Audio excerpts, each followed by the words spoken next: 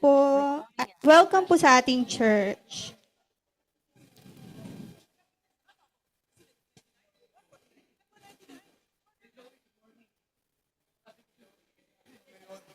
Nananabig sa inyong presensya.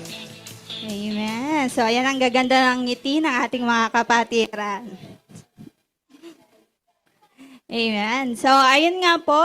Sabi nga po sa salita sa awit, chapter 100, verse 4, pumasok sa kanyang templo na ang puso'y nagdiriwang, umaawit, nagpupuri sa loob ng dakong banal. Purihin ang ngalan niya at siya'y pasalamatan. So tayo po ay pumikit at manalangin. Panginoon, kami po ay nagpupuri, nagpapasalamat, dinadakila po namin ang inyong pangalan, Lord. Maraming salamat po muli sa umagang ito, sa araw na ito, Panginoon. Salamat po sa magandang panahon na ipinagkaloob niyo po sa amin. Salamat po, Lord. At ang mga upuan dito ngayon ay napuno po, Panginoon. Maraming salamat po sa mga kaluluwa na patuloy niyo pong idinarako po sa tahanan pong ito. Kaya, Panginoon, ang gawain pong ito ay aming inaalay po sa inyo. Kaya, Lord, alam po namin na sasamahan niyo po ang lahat ng mga gagamitin sa araw na ito, magmula po sa magbibigay ng mga salita, sa pag-aawitan, at lalong-lalo na po sa banal na salita, Panginoon. Kaya maraming salamat po at alam po namin na ang gawain pong ito ay talagang para po sa inyo, Panginoon. Kaya maraming salamat po. Ito po ay aming inaalay sa matamis na pangalan ng inyong anak na si Jesus. Amen. Kaya manatili po tayo nakatayo para po sa ating call to worship.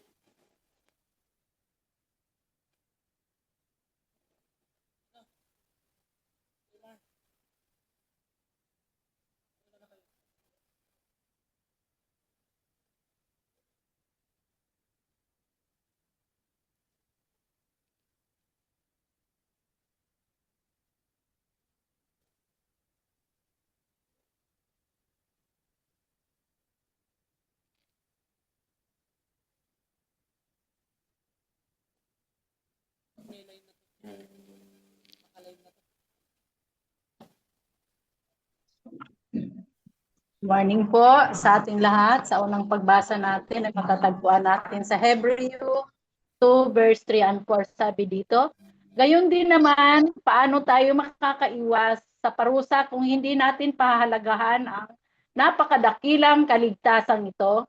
Ang Panginoon ang unang nagpahayag ng kaligtasan ito at ang mga nakarinig sa kanyang ang nagpatunay sa atin na ito. Ito'y totoong. Pinatunayan din ito ng Diyos sa pamamagitan ng mga tanda at iba't ibang himala at sa pamamagitan ng mga kaloob ng Espiritu Santo na ipinahamahagi niya ayon sa kanyang sariling kalooban. Amen. Ito po yung magandang balita ng kaligtasan.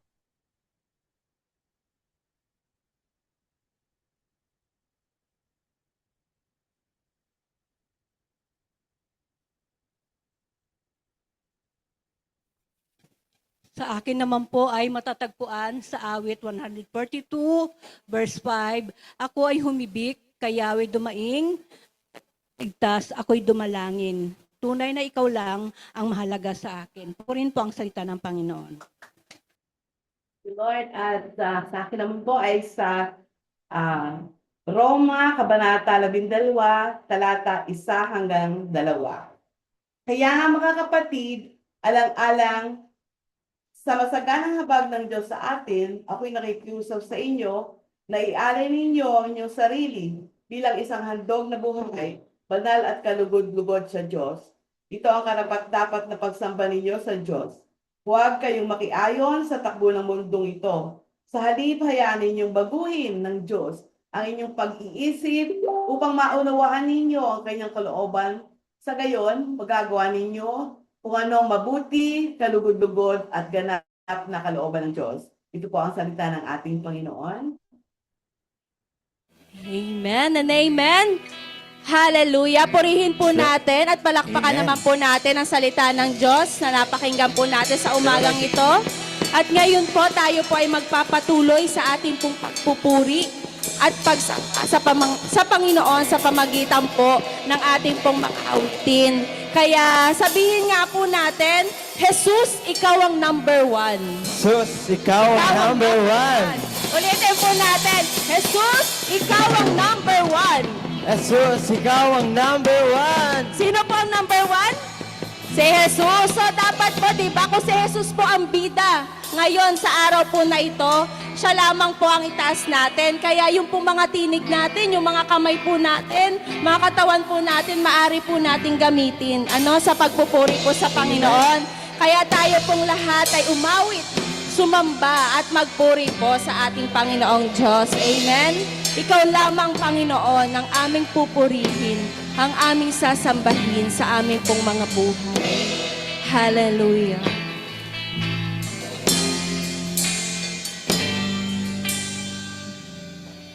Ikaw lamang ang pupurihin ko. Ikaw lamang ang sasambahin ko. Panginoong Jesus, ikaw ang buhay ko. Pag-ibig mo'y tunay at totoo. Ikaw lamang, ikaw lamang ang pupurihin ko. Ikaw lamang ang sasambahin ko. Panginoong Jesus, ikaw ang buhay ko. Pag-ibig mo'y tunay at totoo.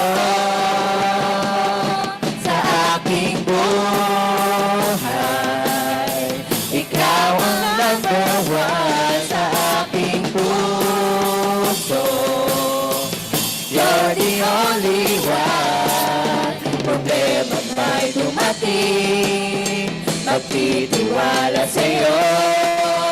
Mga salita mo ay di nagbabago. Ikaw lamang ang pupurihin ko. Ikaw lamang ang sasambahin ko.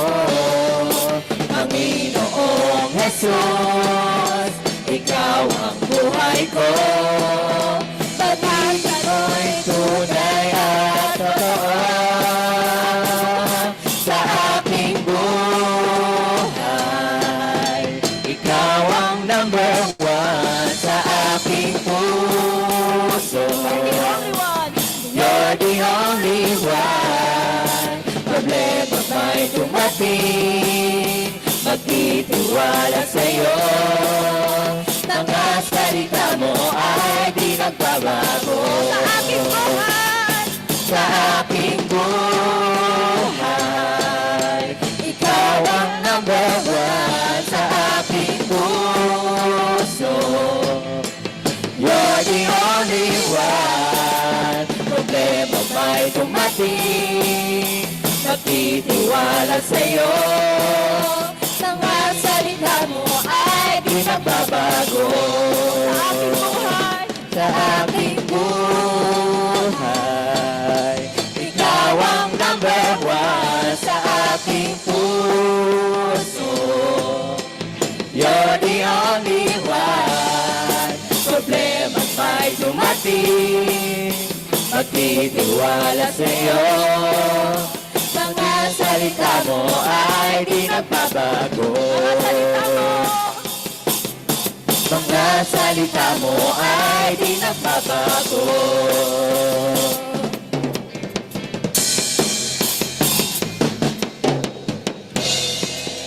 Amen! Tunay nga po na hindi nagbabago Yes, ang salita ng Panginoon. At kahit siya po, mga kapatid, hindi po siya nagbabago. Kaya wala po tayong ibang gagawin at sa ating Panginoong Diyos. Hallelujah. Ready na po ba kayo magpasalamat? Hallelujah.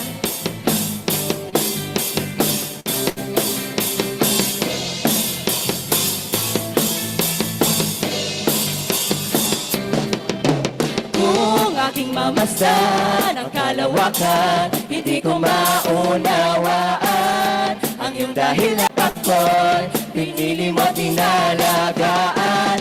Di ko kayang isipin, hindi ko kayang sukatin ang pag-ibig mo, Jesus, na iyong binigay sa akin. Salamat, salamat, O Jesus, sa pag-ibig mo.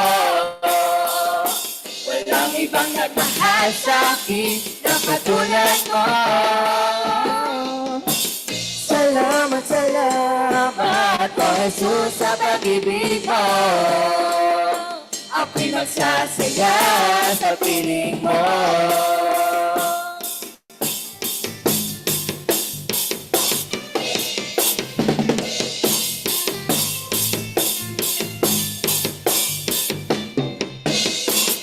Kung may pagsubok man o kagipitan, ako ay may lalapitan. Ikaw, Jesus, ang aking sandigan, hindi mo ko pababayaan. Di ko kayang isipin, hindi ko kayang sukatin ang pag-ibig mo, Jesus, na iyong binigay sa akin. Salamat, salamat, O Jesus, sa pag-ibig mo. Walang ibang nagmahal sa akin na katulad mo. Salamat, salamat, O Jesus, sa pag-ibig mo. Ako'y magsasaya sa piling mo. Buhay ko na purihin ka, buhay ko na ang sa'yo'y sumambra. Wala nang ibang nanaisin pa, kundi pasalamatan ka. Buhay ko na purihin ka, buhay ko na ang sa'yo'y sumambra. Wala nang ibang nanaisin pa, kundi pasalamatan ka. Buhay ko na ang purihin ka, buhay ko na ang sa'yo'y sumamba. Wala nang ibang nanaisin pa, kundi pasalamatan ka. Salamat, salamat, O Jesus, sa pag-ibig mo.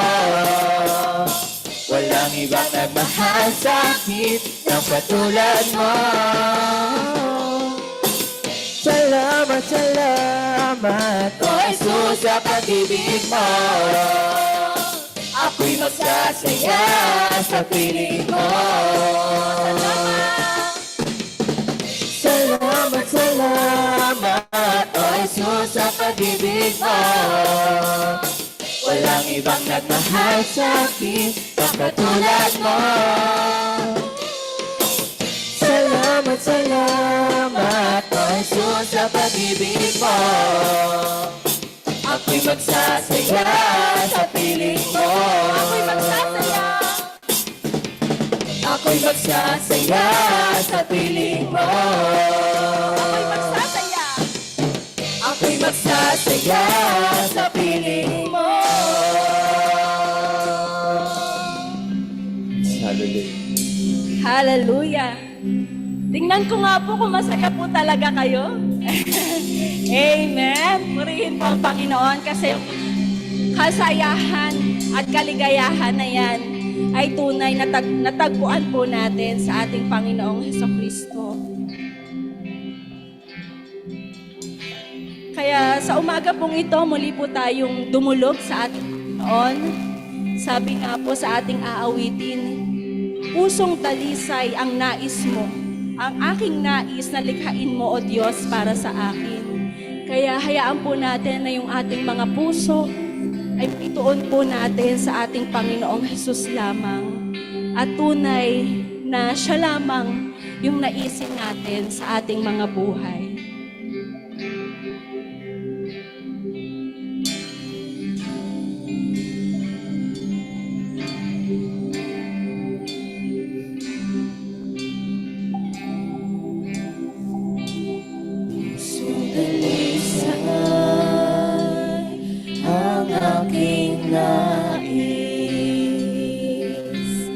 Likhain mo, Diyos.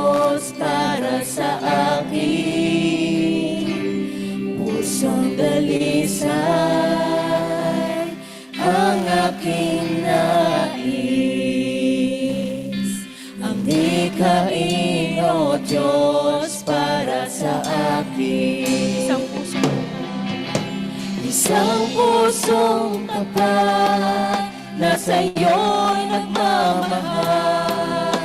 Isang pusong sa'yo'y walang alinlangan. Isang pusong itinitibok na ika'y parang alam.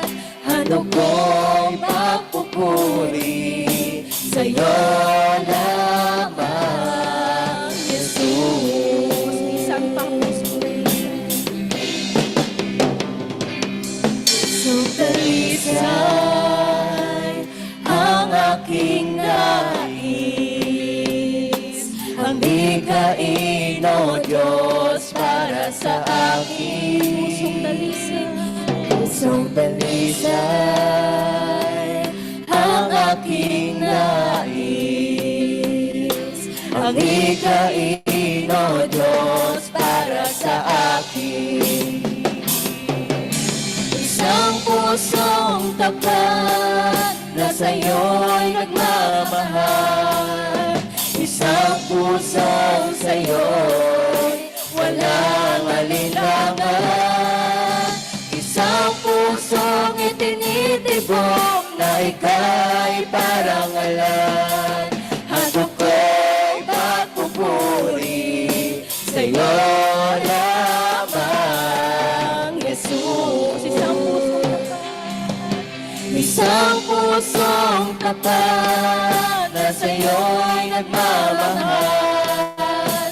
Isang pusong sa'yo'y walang alinlangan. Isang pusong itinitibok na ika'y parang alam. Handog ko'y pagpupuri sa'yo lamang, Jesus. Isang pusong tapat na sa'yo'y nagmamahal. Isang pusong sa'yo'y walang alinlangan. Isang pusong itinitibok na ika'y parang alam. Handog ko'y pagpupuri sa'yo lamang, Jesus. Handog ko'y pagpupuri, handog ko'y pagpupuri sa'yo lamang, Jesus.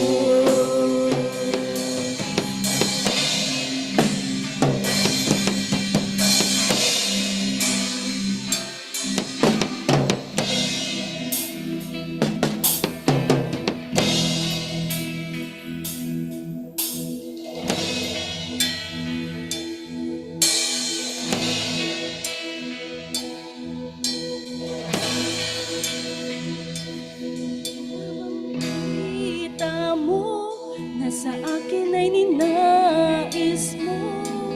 Di ko inakalang ako ang pinili mo.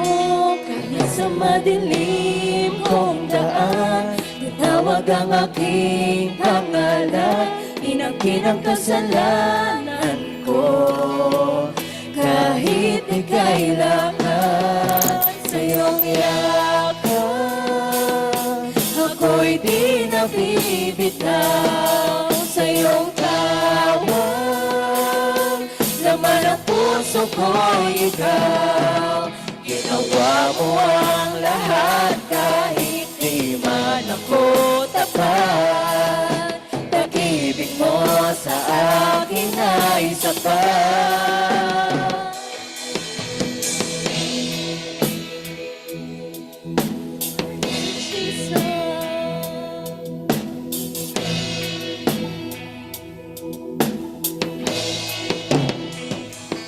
Ano nga bang nakita mo na sa akin ay ninais mo? Di ko inakalang ako ang pinili mo.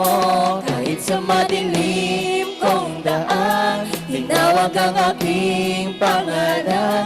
Inangkin ang kasalanan ko. Kahit di kailangan sa iyong yakap, ako'y di nabibitaw sa iyong tawag. Laman ng puso ko'y ikaw, ginawa mo ang lahat kahit di man ako tapat. Pag-ibig mo sa akin ay sapat. Ika'y paglilingkuran, di mo ako iniwan kahit ako ay hindi karapat-dapat. Pag-ibig mo ay tunay, ika'y walang kapantay. Salamat, O Jesus, tinapos mo ang lahat. Ika'y maglilingkuran, di mo ako iniwan kahit ako ay hindi karapat-dapat. Pag-ibig mo ay tunay, ika'y walang kapantay.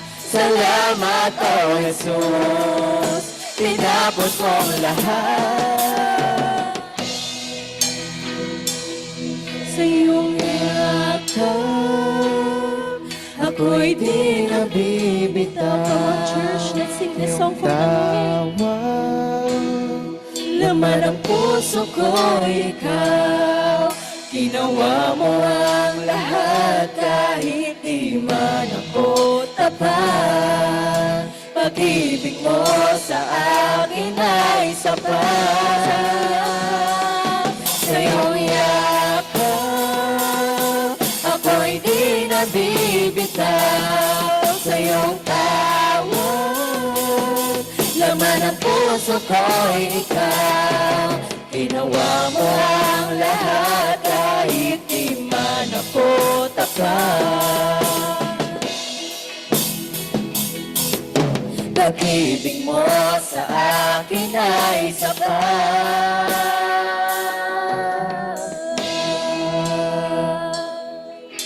Hallelujah. Praise you, Lord God. Tunay po na sapat ka sa aming pong buhay. At sobra-sobra pa, Panginoon. Kaya lahat ng papuri, pasasalamat at pagdakila ay binabalik po namin sa iyo. Sa pangalan ni Jesus. Amen and amen. Palakpakan po natin ang ating Panginoong Diyos.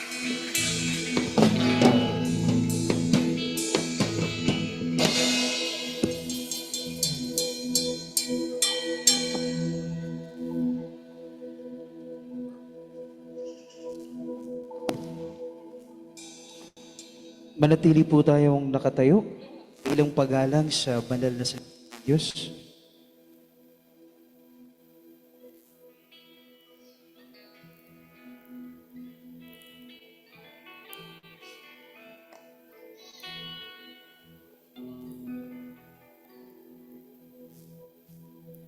Roma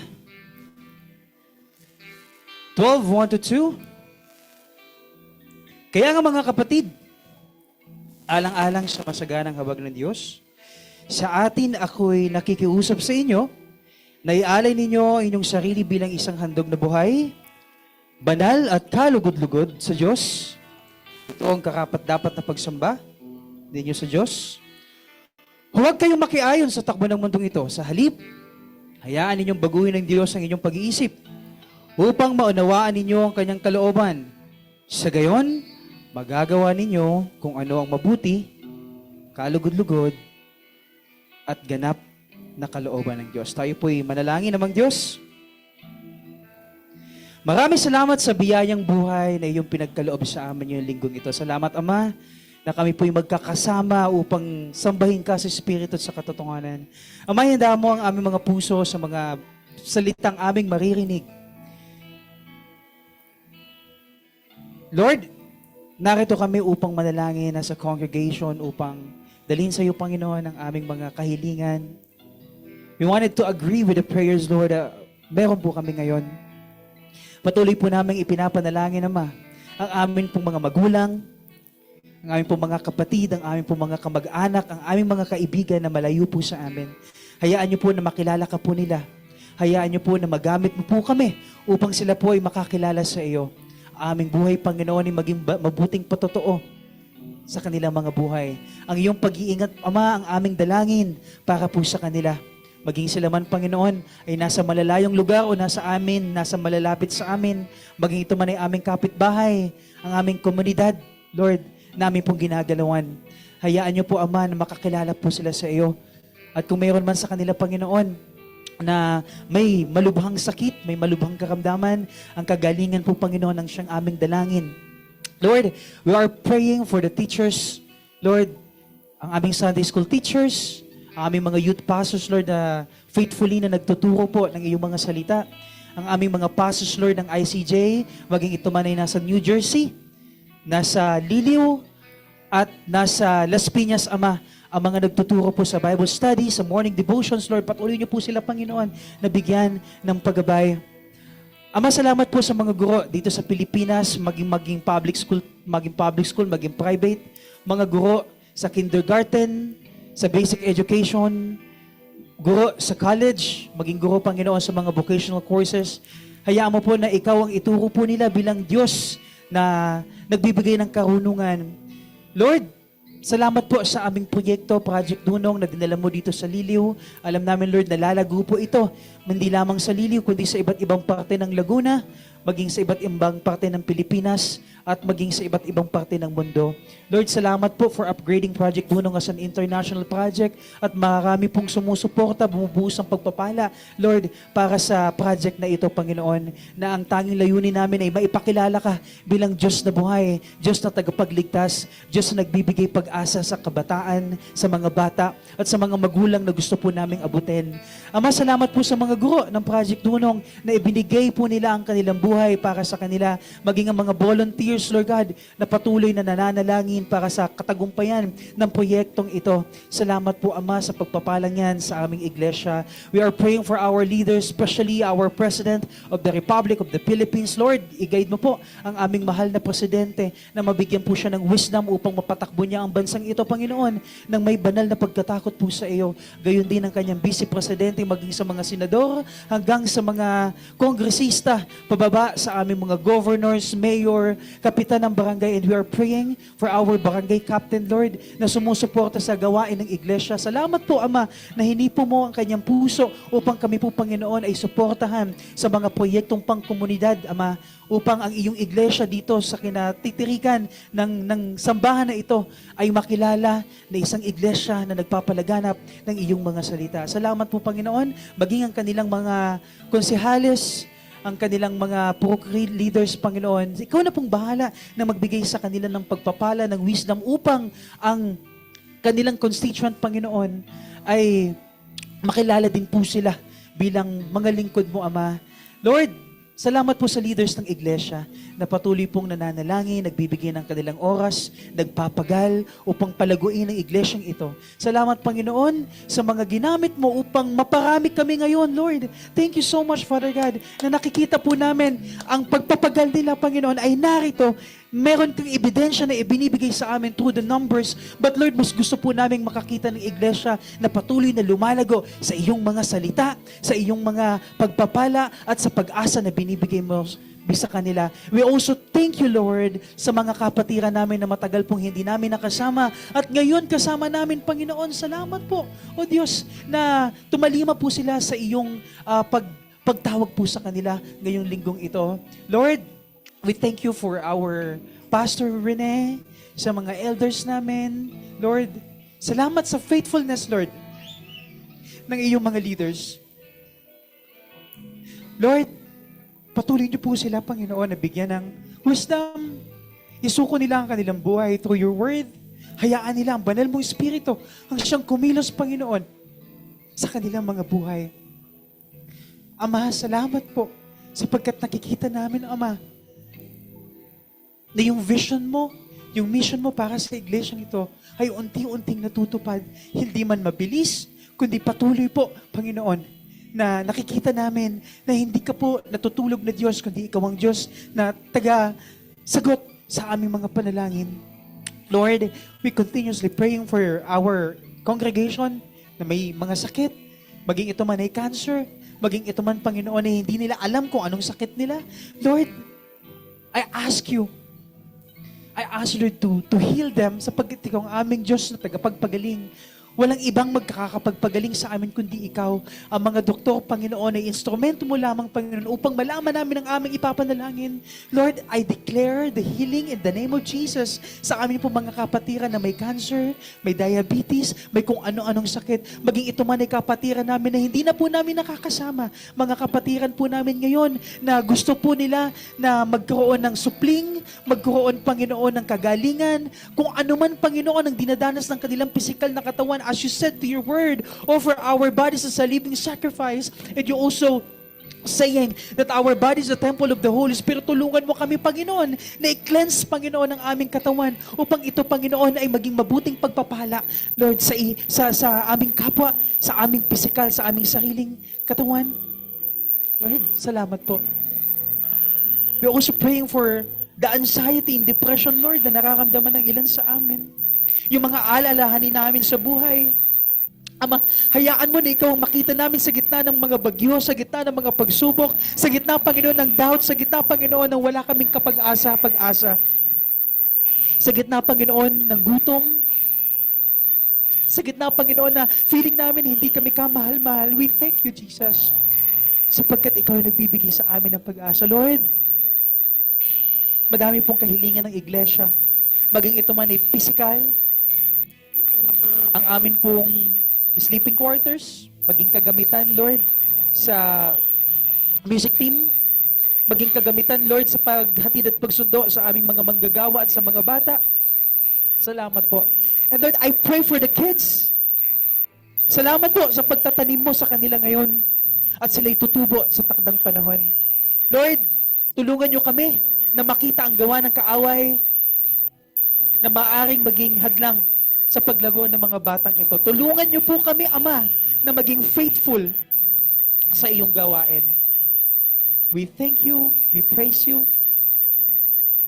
Lahat ng ito, Panginoon, ay hinihiling namin sa matamis na pangalan ng aming Panginoong Jesus. And Amen. Tayo po'y umupo na. I-check lang natin yung attendance natin. Kamusta po? Ang mga nasa Jarn? Hello! Kaway-kaway! Ang nasa New Jersey? Ang ating dalawa nasa New Jersey. Hi, Pastor Rene and Sister Telma. At ang ating nasa Jarn, ay nasa Liliw. Kamusta po? May mga mukha po akong nakikita na bago. Hello? Kamusta? Hi, hello. How are you po? Welcome to ICJWM po. No?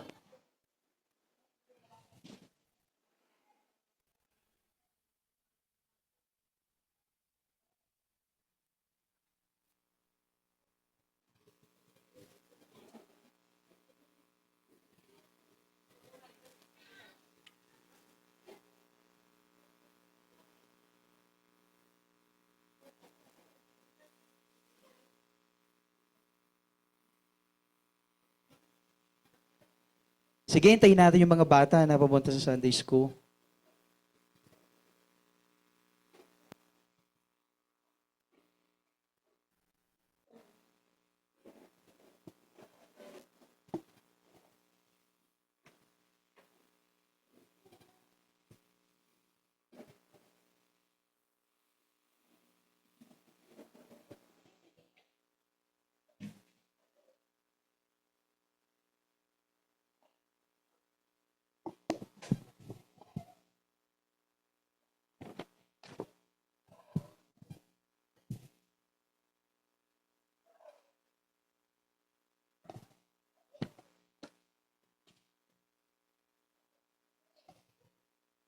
Sino po dito ang nakakain na sa isang restaurant? Yung mahaling restaurant. Sige, sa Jollibee na lang para okay tayo, no? Sino po dito sa atin ang nakakain na sa Jollibee? Dami, no? Okay, syempre Jollibee yan. Isang linggo after the service, gutom na gutom ka. Ay, wala palang Jollibee sa Liliw, no? McDo na lang. Sa nagkakalan, no? Sunday, Gutom na gutom ka, pumunta ka na nagkaralan, pumasok ka sa McDo. So, anong makikita niyo sa McDo? May kiosk, may upuan, no? So, almost, pare-parehas lamang po, no, yung upuan nila sa McDo. No? So, ayun, naghahanap ka ng maupuan. Puno. Punong-puno yung punong-puno yung McDo. So, sa kaya ako pwede umupo dito. So, lakad ka. Sa paglakad mo, nakakita ka ng upuan, bakante. No? Then, pumunta ka, umupo ka. Gusto mo umupo dun sa upuan na yon. Ang problema, nung pagpunta mo sa upuan na yon, may nakalagay, reserve. Okay? Nagigets natin? Pagpasok mo, naghahanap ka ng upuan, punong-puno yung upuan, pagtingin mo dun sa upuan, ang nakalagay, reserve. Paano tayo kakain yan? May naka-reserve. Ano ibig sabihin ng reserve dun sa table po na yon? May nagmamay-ari na. No, pwede mo bang galawin? Di, pag umupo ka doon, ano mangyayari? Papaalisin ka. No? So basically, parehas lang ng kulay, parehas lang ng table, parehas lang na upuan yun, parehas lang nakakainan, pero ang kaibahan lang yung salitang reserve. Ibig sabihin, yung upuan na yun, inihiwalay. Okay? O, ito, inihiwalay, akin to. No? So, maybe, may kakain doon na iba. No? Inihiwalay doon sa nagmamay-ari nung table na yon. So, ibig sabihin, ang table po na yon ay set apart. Okay? Set apart, ibig sabihin, inihiwalay. The title of the message for this morning is Set Apart, Living Fully for God. Okay? Set apart, living fully for God. Mga kapatid, yung illustration ko kanina sa inyo naka-reserve, that is exactly what God has done to your life. Ikaw po ay inihiwalay na niya. Once you accepted Jesus as your Lord and Savior, inihiwalay ka na. Wala nang dapat na gumagamit sa'yo. Nagigets ba natin? No? Kapag ikay na kay Kristo na, your life is no longer available sa kahit anong klaseng impluensya. Nagigets? Yung katawan mo ay hindi na yan pag-aari ng sarili mong pagnanasa o nung kahit anumang pagnanasa. Nagigets na tayo? Because you are set apart. So, yung utak mo, hindi na din yan po pwede, no? Hindi na din yan available doon sa tinatawag nating ibang ideolohiya. Kasi binigyan ka ng ideolohiya ng Panginoon, which is the Bible. Yung future mo, hindi yan nabibilang doon sa tinatawag mo na ambisyon. So kahit may pangarap ka sa buhay mo, may gusto kang ma-attain sa buhay mo, hindi yan nabibilang sa'yo. Because you are set apart. Yung mga binigay sa'yo na talento, yung mga binigay sa'yo na regalo, hindi yan self-promotion. Yung relasyon, hindi dapat ikaw ang nagmamanage. Ano? Hindi mo yan dapat minamanage just because you feel good. In love ako eh. Masusunod lahat ng gusto ko dahil in love ako. Hindi ganun yan mga kapatid. Why? Because Jesus, tinubos ka ng Panginoong Jesus sa iyong mga kasalanan. Binili ka na niya. He purchased you. You belong to Jesus. Nagigets natin? Hindi sa'yo yan. You belong to Jesus. But, you know, if I want to be honest with you, dapat may clip ako dito eh. If I want to be honest with you,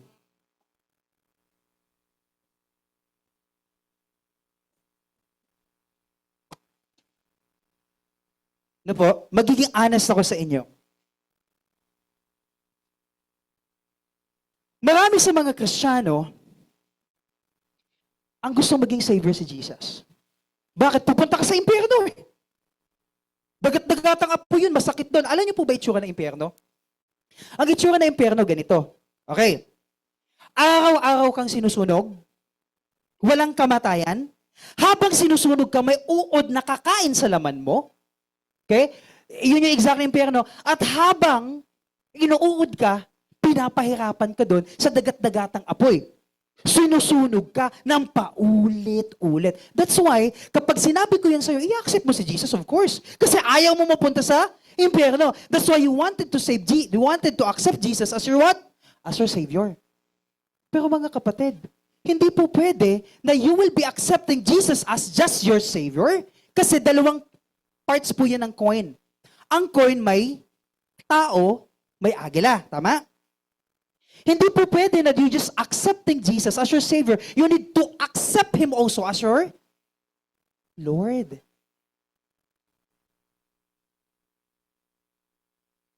At marami sa mga Kristiyano, yes, saved sila. Kasi inaccept nila si Jesus as Savior. However, nahihirapan silang i-accept si Jesus bilang Lord. Nagigets po? Nagigets ka? Dapat huwag niyo akong iiwanan ngayon. Ha? Mahalaga po itong mensahe na sinasabi po ng Panginoon. Parang ganito, Lord, sa'yo yung Sunday ko. Pero yung Monday ko, Lord, sa trabaho yun. No? Lord, kapag Sunday, I'll worship you. Pero Lord, yung relationship ko, hindi sa'yo. Nagigets niyo ako?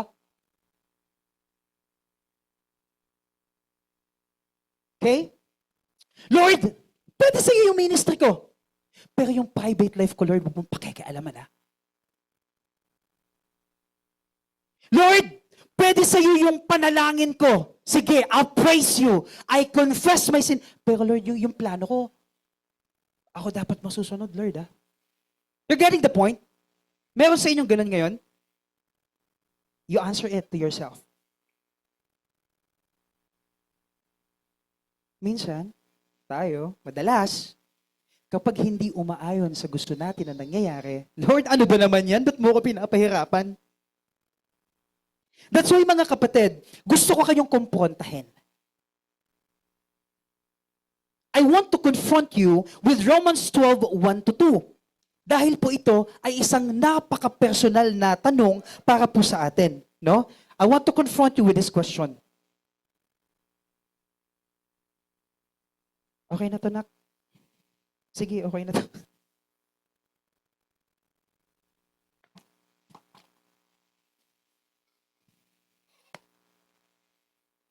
Here's the question.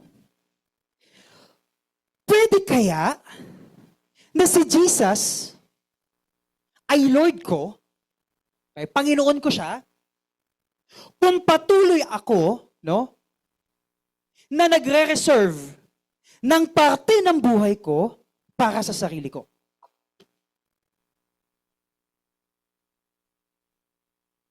English, medyo hindi na gets. Ulitin ko sa Tagalog. Pwede kaya maging Panginoon ko si Jesus kung meron pa akong nasusunod sa buhay ko?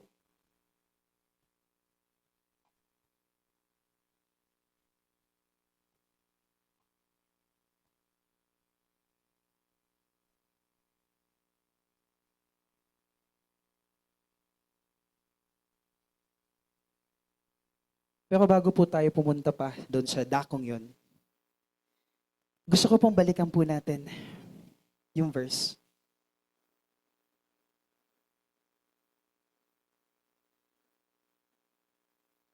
Kaya nga, mga kapatid,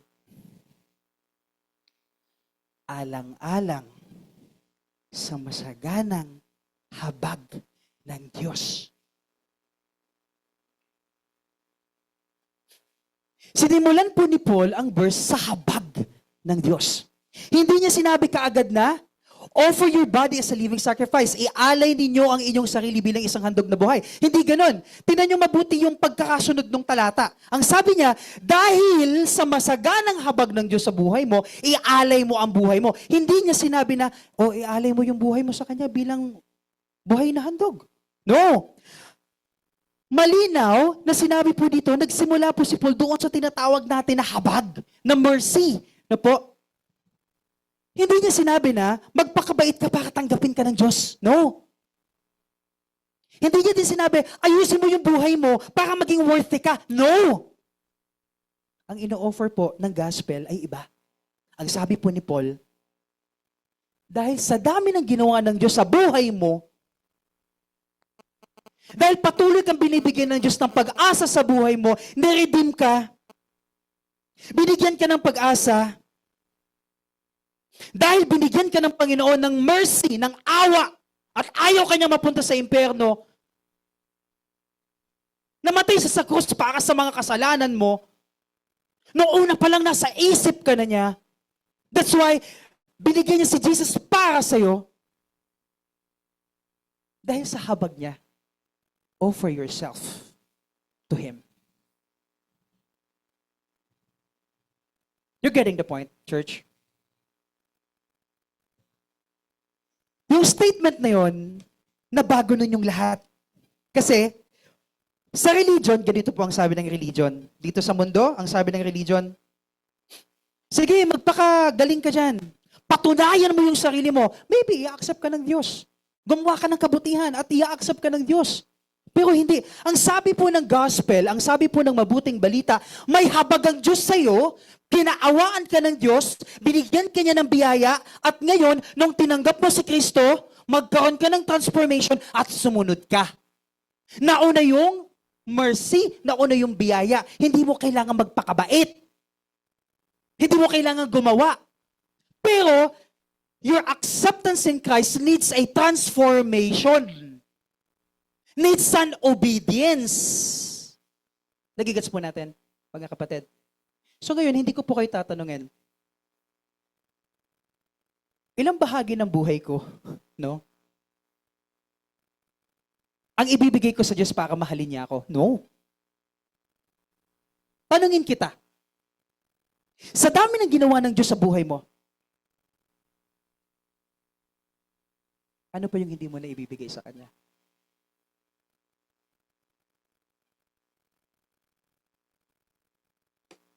Bigat? Really? Bigat? Ano po? Sa dami ng ginawa ng Diyos sa buhay mo, ano pa ang hindi mo na ibibigay sa Kanya, mga kapatid? Pag-aaralan muna natin yung background ni Paul. You know, yung Romans po, ito yung isa sa pinaka theological na na books in the Bible po, na talagang pag pinag-aralan mo, talagang nandito yung pinakamalalalim na doktrina. So si Paul, nagsulat po siya, si Paul po ang author ng Romans, sinulatan niya yung church sa Roma. Asa ba yung Roma nung panahon na ito? Itong Roma po na ito po ay sentro ng imperyo, di ba? Nung time ni Paul, no? Ang Roma po ang nakakasakop sa maraming bansa. Empire kasi yan eh. Parang kung i-consider mo, yan yung makapangyarihan, imperyo, empire. So ibig sabihin, nung time na yan, si Caesar, ang emperador, no? Dito sa time na to, ang sinasabi nila, no, ang dinideclare ni Paul, Jesus is Lord. Hindi po madali na i-declare na Jesus is Lord.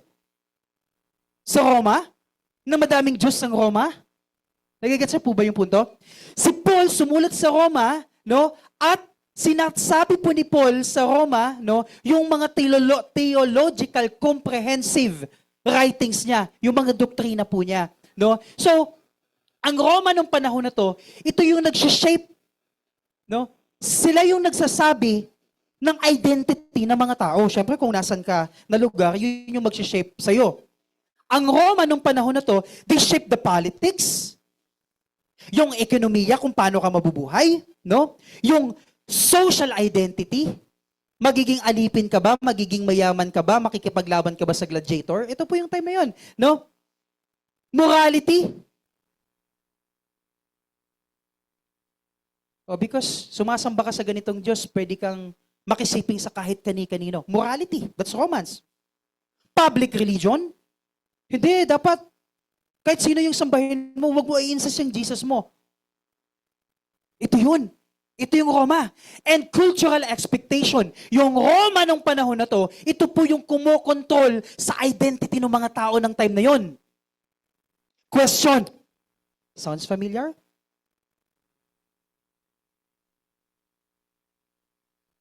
Anong meron ka? Online games? Imbes mag-aral ka ng salita ng Diyos, tinututok mo yung buhay mo sa pagpupuyat para sa online games. Come on. Woo!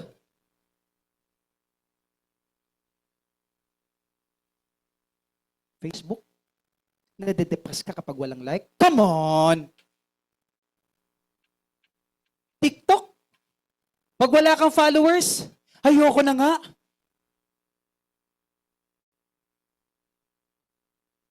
You getting the point? Pag hindi ako napansin sa church, aalis ako. Pag ako napagalitan, hindi ko papansinin yung pastor na yan. Come on, church. Anong nag-shape ng morality mo ngayon?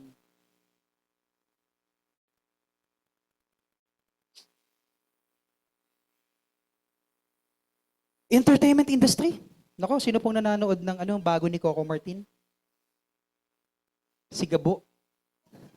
May bago si Coco Martin. Ang tatay ko humaling na humaling kay Coco Martin. Entertainment industry? Politika? Ano po? O may addict dito sa politika? May addict po dito sa online shopping.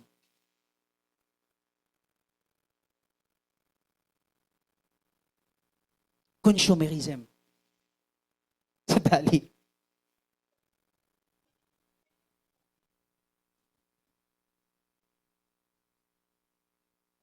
Kung nasa school ka, pwedeng peer pressure. Pwedeng pressure sa akin kung mini-mentor kita. Anong nag-shape sa'yo? Ano yung nagiging ikaw sa ngayon? Ano yung nagpapatransform sa'yo? Yung sama ng loob mo? Sa kung kanino man? Yung hinanakit at galit mo? Ano nagtatransform sa buhay mo? Yung ambition mo ba na gusto mong makakuha ng ganitong negosyo? Makapunta sa ganitong lugar? Ano? What shapes you? Ano yung humuhubog sa'yo? Sabi ni Paul, sino ang may final authority sa pagkatao mo para mabuo mo yung pagiging ikaw?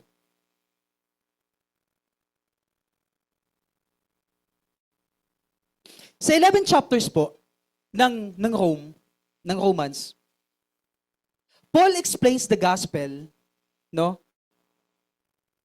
Yung 1 hanggang chapter 11, and explain niya yung gospel. No, kung babasahin po ninyo yung Romans. Kaya doon sa 12, chapter 12, ang sabi niya, kaya nga, o in English, therefore. No? Romans 1-3, ang sabi po dyan ni Paul, humanity under sin. Romans 3-5, justification by faith. Romans 6, union with Christ and freedom from sins, dominion.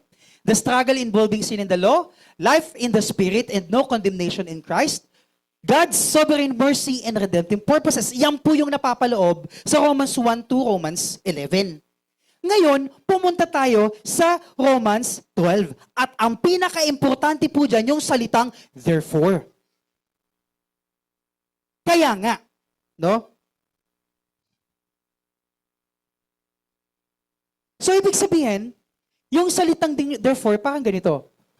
Kaya nga, dahil ikaw ay makasalanan, dahil si Jesus ay namatay sa krus, dahil ikaw ay na-justified sa pamamagitan ng pananampalataya mo, dahil hindi ka kinokondem ng Diyos, dahil na-receive mo ang banal na Espiritu Santo, dahil ikaw ay inampun ng Diyos, dahil walang makakapagpahiwalay sa pag-ibig ng Diyos sa'yo, yun, lahat ng yun, awa, habag ng Diyos, offer your body as a living sacrifice. Nagigets na po ba? Lahat ng to ginawa ng Diyos, kaya ibigay mo yung buhay mo sa Kanya. Kailangan mong mamuhay differently. So kung kanina yung mga sinasabi ko sa kung ano yung humuhubog sa pangkaraniwang tao ngayon sa Pilipinas,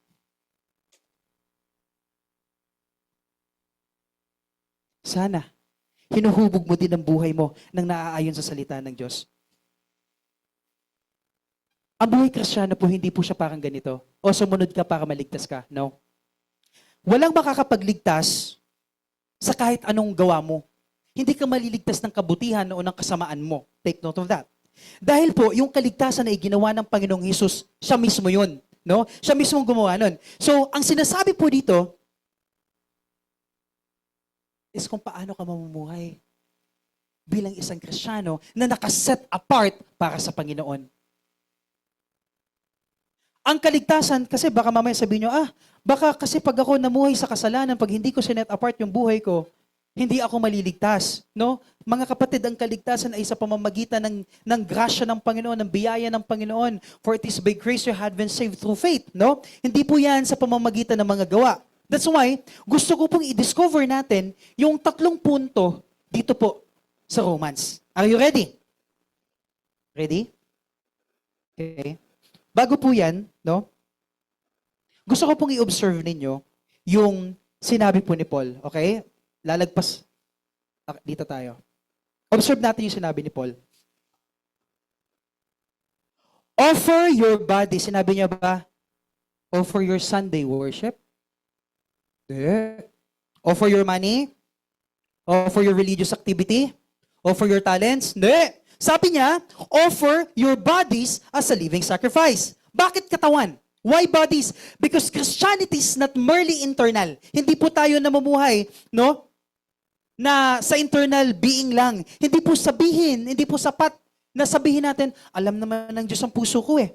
Oo, alam ng Diyos yung puso mo, no? Pero kung ano ang laman ng puso mo, yun yung lumalabas sa katawan mo. Kung ano ang laman ng isip mo, yun ang lumalabas sa bibig mo. Kung ano ang laman ng puso mo, yun yung ginagawa ng physical body mo. That's why your eyes must be belong to God. Ano yung mga dapat kong tinitingnan? No? Yung bibig mo, dapat belong to God, kaya hindi ka pusang gala. Dapat wala na yan sa'yo. Your hands belong to God. Ang kamay mo dapat sa Kanya na yan, kaya hindi ka nagnanakaw. Hindi ka gumagawa ng mga bagay, hindi ka pumapatay. No? Your sexuality belongs to God. Hindi mo sasabihin, bakla ako, tomboy ako, straight ako. No. Your body is belong to God. Mapa kung ano mo man ina-identify. Hindi importante kung paano mo ina-identify ang sarili mo. Ang importante, paano ka ina-identify ng Diyos. Anak ka niya. You getting the point? Yung trabaho mo, it belongs to Him.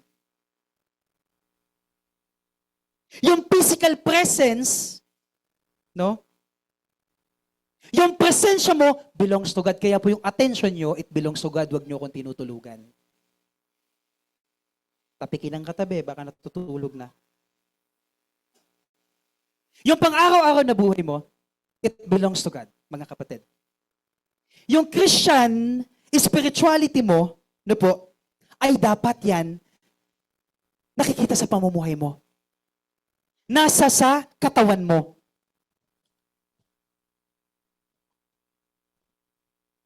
Punta tayo sa exegesis.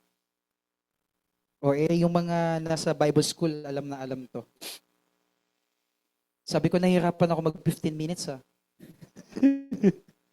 Okay. No?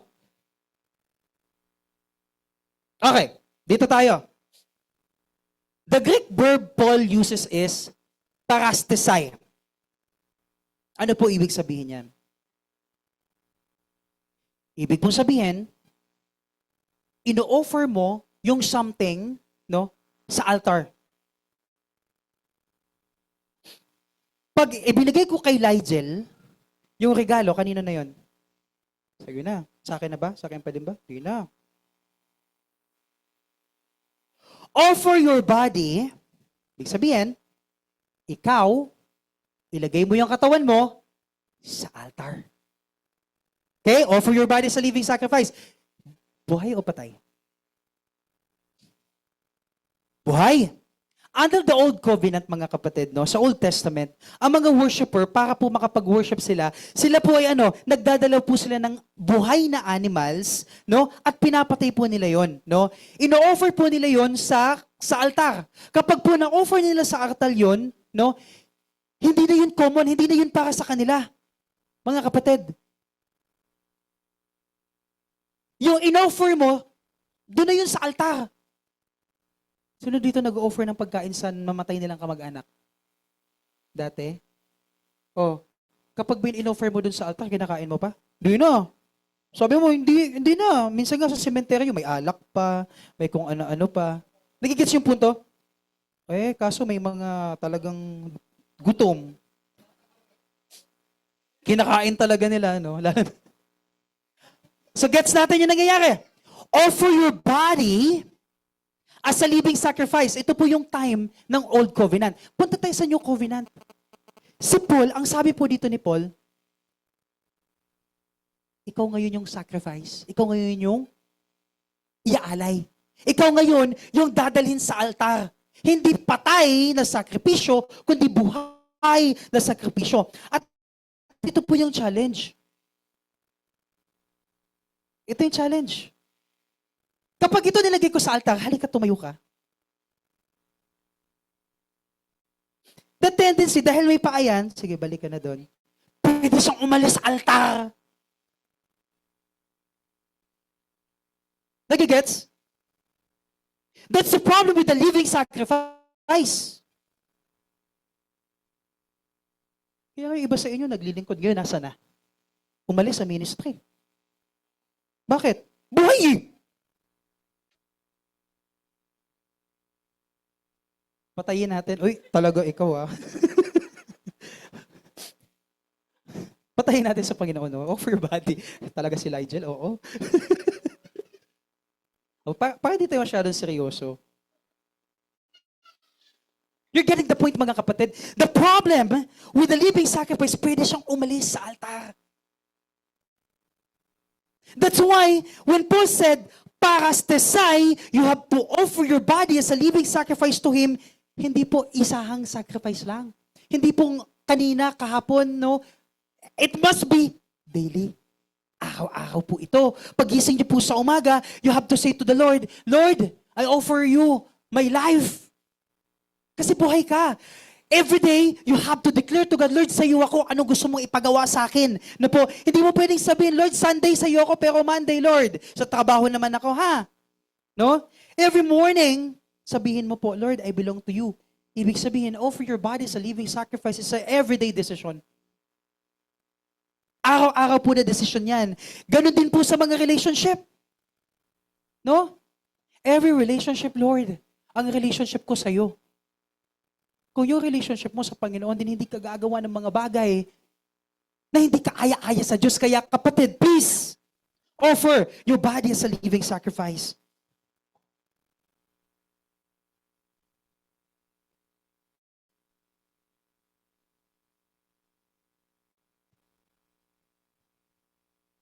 Basta in-explain ko na po, no? Ng pag-o-offer ng katawan po ninyo, hindi po yun dahil sa kailangan yung maligtas.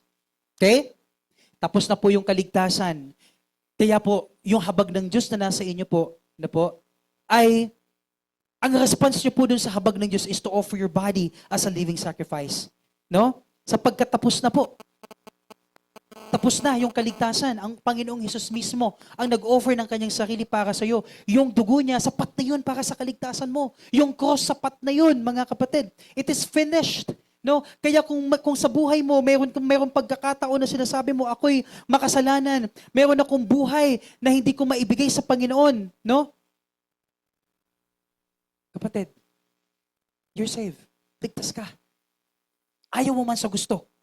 You just need to believe in it. No? Sapagkat ang Panginoong Hesus, inoffer niya ang kanyang buhay to save us, no po? And tayo naman, we need to offer ourselves because niligtas niya tayo. Ulit, binigay ng Panginoong Hesus ang kanyang buhay para iligtas tayo. At tayo naman, ibinibigay natin ang ating buhay sapagkat tayo ay ligtas na.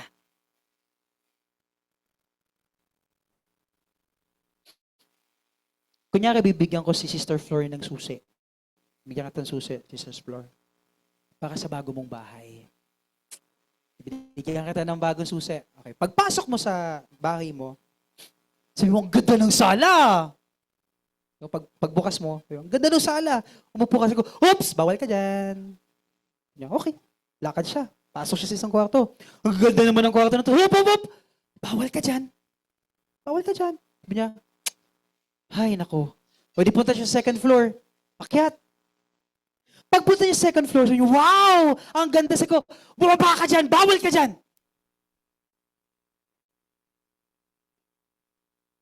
Teka, akala ko ba binigay ko kay Sister Flor yung susi? Bakit ang daming bawal? Hindi ba ganyan din ang binibigay niyo sa Panginoong Jesus? Hindi ba ganyan din ang ginagawa natin sa Lord? Binigyan mo siya ng susi sa buhay mo, tinatanggap kita bilang Panginoon, tagapagligtas ko, pero bawal niyang pakialaman yung relationship mo. Bawal niyang sabihin, oy matulog ka, huwag kang magpakapuyat.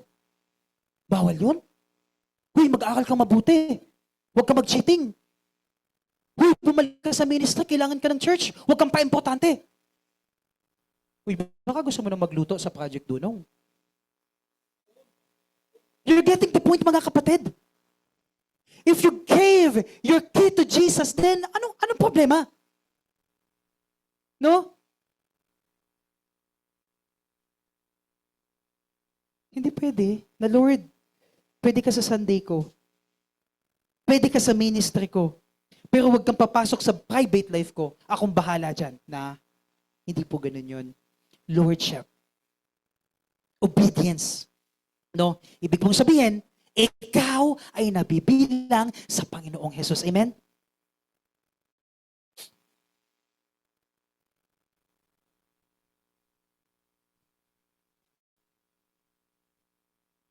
Ang haba po nung ano ko, oh. Tanungin ko po kayo.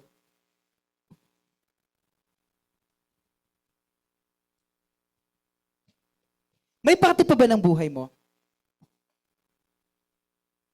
na hindi mo inaalaw na si Jesus yung kumontrol?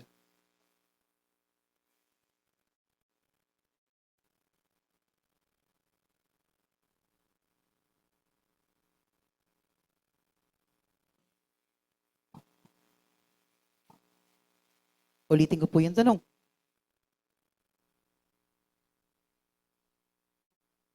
Kung si Jesus yung Panginoon mo, meron pa bang bahagi sa buhay mo na hindi mo isinosurrender sa Kanya?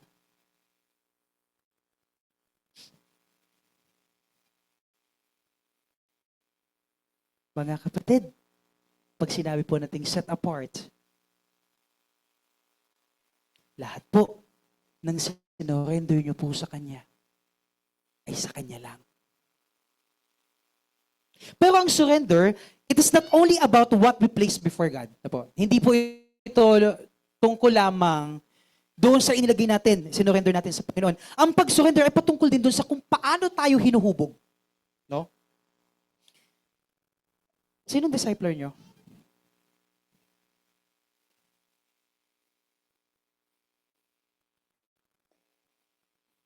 May nagdi-disciple po ba sa inyo? Ibig sabihin, if you're a disciple, yung discipler mo sinusunod mo.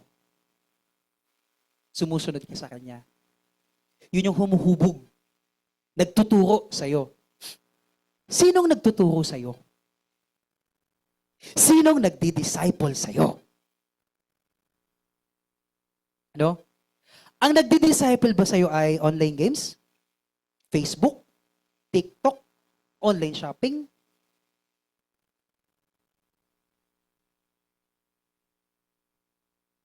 Ang mundo? That's why, mga kapatid, I want to go to the second part, to the second point. No? Our second point is a set-apart life versus the pattern of the world. Do not, huwag kayong makiayon sa takbo ng mundong ito. Do not conform to the pattern of this world. Ito po ay may pressure. Huwag kayong makiayon sa takbo ng mundong ito. Paano kaya sinabi ni Paul to? Sa Roma, ang sentro ng imperyo. Ang imperyo ng Roma ang nag-shape, humuhubog, nagdi-disciple sa mga tao pagdating sa politika, paano sila mamuhay, moralidad. That's why, sabi ni Paul, huwag kayong makiayon sa takbo ng mundong ito. Ibig sabihin, may pressure yung command na yon. Okay? Nagigets po natin? No? Sapagkat, kapag umayon ka sa takbo ng mundo, ito yung uhubog sa'yo. Nakukuha natin? At sabi po ni Paul, no? Hindi po siya nagsasabi po doon sa individual bad behavior lang, no? Meron po tayo dito na salitang this age. Nandito ba? Inilagay ko ba?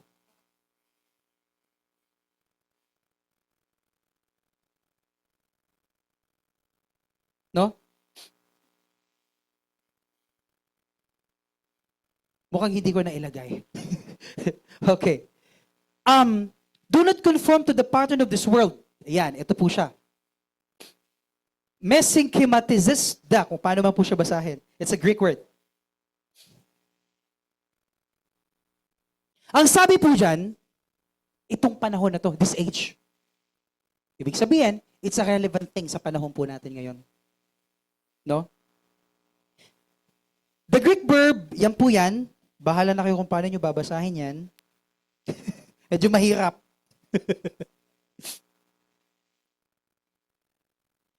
Hinuhubog sa pamamagitan ng pattern.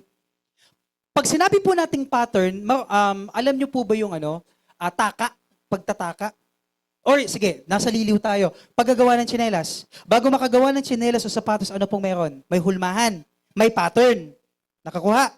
So ibig sabihin, no, ito pong ibig sabihin na to, ikaw ay nahuhubog, hinuhubog ka dahil may pattern. Okay? So ngayon, ano yung pattern mo? Ano yung kinahuhubugan mo? Okay? Yung grammar po dito, it communicates pressure, may pressure po dito, no, na dapat kailangan mong tanggihan. In other words, ang mundo po ay parang hinuhubog ka, no? Para sa gusto niyang maging ikaw. Nagigets natin? Ang mundo, the world, ay tinatry niya na i-press ka, yung pressure, hubugin ka doon sa gusto niyang maging ikaw. No? Hindi po siya, si Paul is not saying physical creation evil, no? Hindi niya sinasabi na evil yung mga physical creation na yan. Hindi niya din sinasabi na huwag kayong i-hate yung kultura na yan. Diba? Hindi niya sinasabi na ayawan yung mga kultura na mayroon po tayo dito sa mundo. Hindi din po siya nagko-command sa mga believer na isolate natin yung ating mga sarili. Okay? Nagigets po natin? Hindi niya sinasabi na, lumayo ka dyan sa lugar na yan. Kung ito yung kultura ng mga tao na sa paligid mo, magalit ka sa kanila. Hindi. Hindi po yun ang sinasabi ni Paul. Ano po yung sinasabi ni Paul? Ano po sabi niya? Do not conform. Sa Tagalog, huwag kang makiayon. No?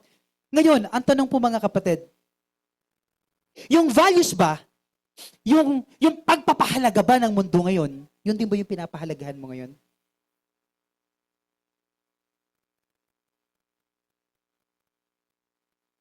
Kasi kung oo, nako. Mga kapatid, bawat kultura, bawat paghubog, may discipleship. May nagtitrain, may nagtuturo. No? Bawat kultura, may nagtuturo. Ano ibig sabihin ng success? Ano ibig sabihin ng ganda? Ano ibig sabihin ng saya? Ano ibig sabihin ng pera? Ano ibig sabihin ng power? Ano ibig sabihin ng kalayaan? Ito po yung pinipreach ng mundo. No? And sometimes, ang pinaka-delikado po na sermon o preaching na pinakikinggan natin ay yung mga hindi natin nakikirinig.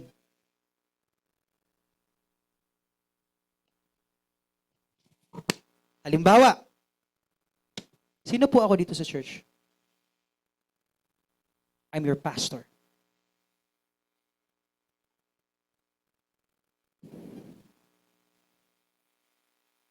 Do you respecting me? Are you following me as your pastor?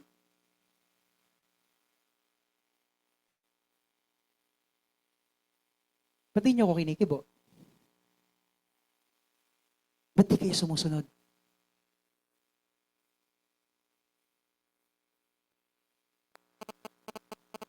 Do you believe sa vision ng Lord sa ICJWM? Ba't hindi ka kumikilos?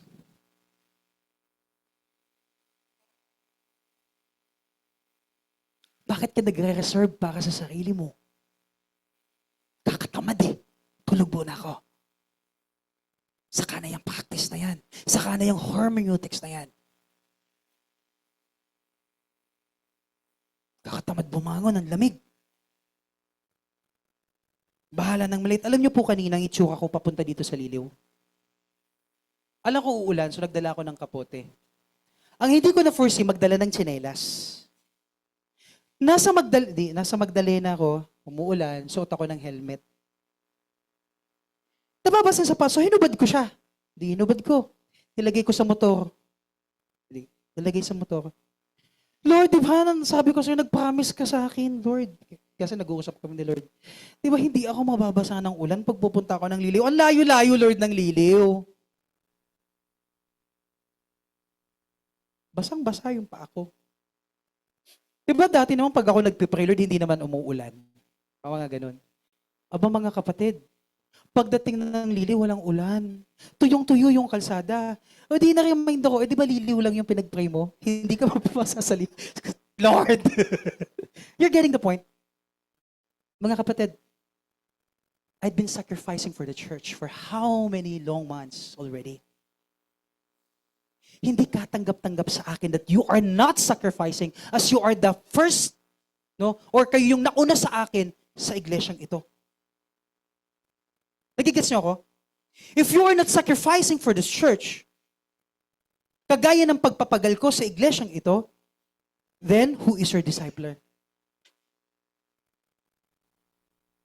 But you know, I am thanking the Lord because yung gusto natin na maubos yung upuan natin kapag Sunday, ito na siya, oh, kulang na tayo ng upuan.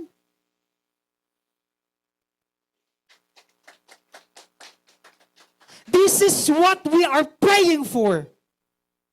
Then ikaw basta-basta ka lang kumilos sa ministry. Come on, gising, gising.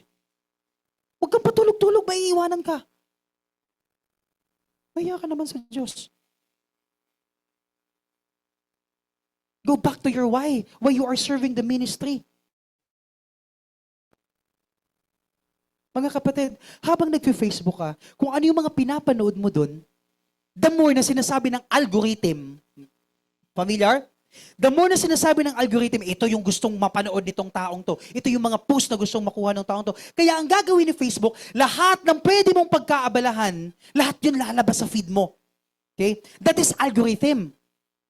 Hindi ko sinasabing masama ang algorithm dahil kapag puro worship song ang ipapalabas mo, yun din ang ibibigay sa iyo ni Facebook, no? Ang sinasabi ko po ganito. Ano yung nagtitrain sa algorithm? Sino ang nagtitrain sa algorithm? Sino? Kayo. Tayo na user. Tama? Tayo. The more na tinitrain mo yung algorithm, the more na binibigyan ka ng resulta. Tama? O, asa na resulta mo? As a discipler. As a ministry leader. Asa na yung resulta mo? If you're attending the discipleship, sasabihin sa akin ni Laika, well, we have Project Dunong. Palakpakan niyo naman po ang Panginoon sa Project Dunong. Pakahina naman! Palakpakan po natin ng Lord sa Project Dunong. Mga kapatid, how many months natin itong pinagpipray? 6 months? Actually, yes. No? We're praying, kailan ba ako dumating? January? We're praying for this. For how many long time? Lord, bigyan mo kami ng pagkakataon na paglingkuran ka namin to evangelize. And the Lord gave us Project Dunong. Hindi lang yun. In-involve ng Panginoon ng community para sa ICJWM. You're getting the point. Hindi natutulog ang Diyos at ang Panginoon may timeline siya. You're getting the point now? Kaya ngayon, sige, magpa-banjing-banjing ka lang dyan. Magpa-easy-easy ka lang sa ministry. Maiiwanan ka. Mga kapatid, you know what? As a minister, hindi po ako takot na ako ang magiging song lead ninyo. Hindi lang ako magigitara, pero magsusong lead ako. Hindi din ako takot na ako din yung magsa-Sunday school, mag-evangelize, yung tipong ako lahat gagawa kasi naranasan ko na po yan sa isang iglesia.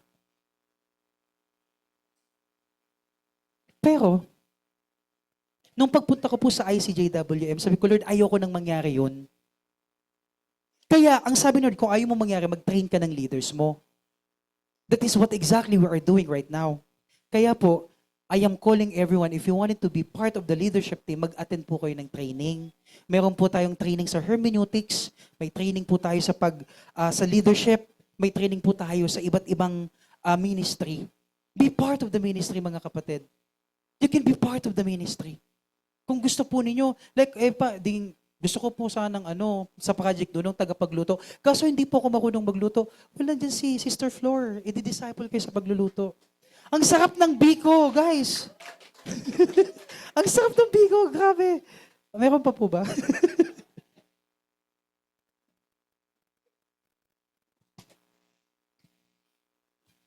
Kilala niyo si Daniel? Si Daniel? Sino pong imperyo ang sumakop kay Daniel? The Babylon. Si Daniel po, mula sa kanyang bansa, dinala siya sa Babylonia. Okay? Nasa Babylonia si Daniel, may bagong kultura, politika, iba-iba.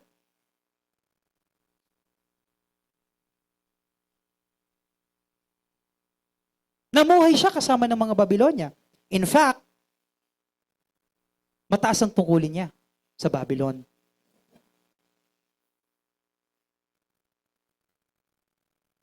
Okay? Anong ginawa ni Daniel? He lived within Babylon, pero hindi nabubuhay ang Babylon sa kanya. Magpipray pa din ako. Kakain pa din ako ng mga gulay. Hindi ako kakain ng pagkain ng mga taga-Babylonia na puro karne. Okay? Nananalangin pa din si Daniel.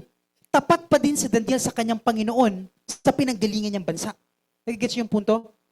Ngayon, kung ikaw ay namumuhay sa Pilipinas, kung ikaw ay namumuhay, syempre, pag nandito tayo sa ICJ, puro tayo Kristiyano. Kung ikaw ay namumuhay sa iyong paaralan, kapag Monday, sa iyong trabaho, tuwing weekdays, paano ka nagko-confirm? Paano nila nakikita that you are a Christian? Okay? Nakikita po natin, holiness is not always running away. Ang pagiging banal o ang pagiging set apart, ay hindi parang lagi kang tumatakbo sa tukso o parang tumatakbo ka sa kultura o tumatakbo ka sa kung ano man yung sa tingin mo makakapagpabago sa Sometimes, ang kabanalan, ang ibig mong sabihin niya, you are standing faithfully within culture without surrendering. Ibig sabihin, nandun ka, namumuhay ka dun, pero hindi ka sumusurrender, hindi ka sumusuko, hindi ka yumuyuko, hindi ka kinokontrol ng mga idolo, ng mga idols. Idols, mga kapatid. And this is exactly what we see in Jesus. Pumunta po dito si Jesus sa mundo upang iligtas tayo. Pero nagrebelde ba siya? Hindi. Kumakain po si Jesus kasama ng mga makakasalanan. Pero makasalanan ba siya? Hindi din. Humahawak siya ng mga madudumi. Kaya tungin? Di ba? Naging madumi ba siya? Hindi din. Kinumpronta niya yung mga hipokritong religious leader. Pero, naging self-righteous ba siya? Hindi. Mahal niya yung mga kaaway niya. Mahal niya sila. Pero, sinasabi niya pa rin ang katotohanan. Pinakita po ng Panginoong Hesus na ang kabanalan ay hindi pag-isolate ng sarili. O banal ako dahil banal ako, hindi ako pwedeng makisama sa inyo, hindi. Kaya mga kapatid ako, makikita, alam nila Rex yan, na yung mga kaibigan ko, mga tropo, kahit yan sila nagyoyosi sa harapan ko, nagiinuman sa harapan ko, I'm with them. I'm present with them. But it doesn't mean nakasama ako sa inuman. Nakasama ako sa paninigarilyo. no? Siguro ibang usapan pag nagda-drugs sa harapan ko. Hindi, ibang usapan 'yun, no? Okay? Mga kapatid, ang Panginoon po namatay at muling nabuhay. Ang Panginoong Hesus ay iniligtas po tayo, no, sa kasalanan. At tayo namang mga tao, ang kailangan po natin gawin, maging kabahagi sa kingdom niya. Amen? May tanong ulit ako.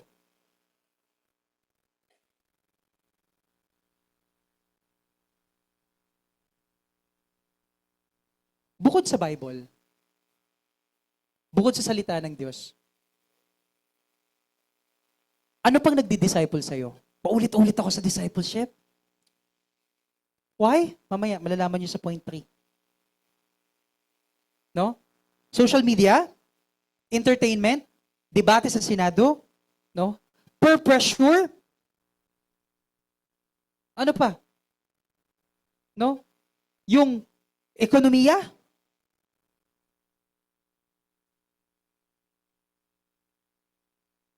Mga kapatid, ang salita po ng Diyos ay nagsasabi, kailangan magkaroon ng transformation ang ating mga puso. Ang sabi ng mundo,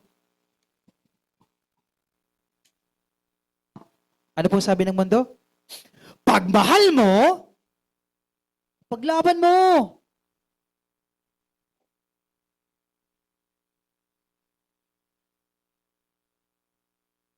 Kahit hindi Kristiyano. Dalhin mo na lang sa church.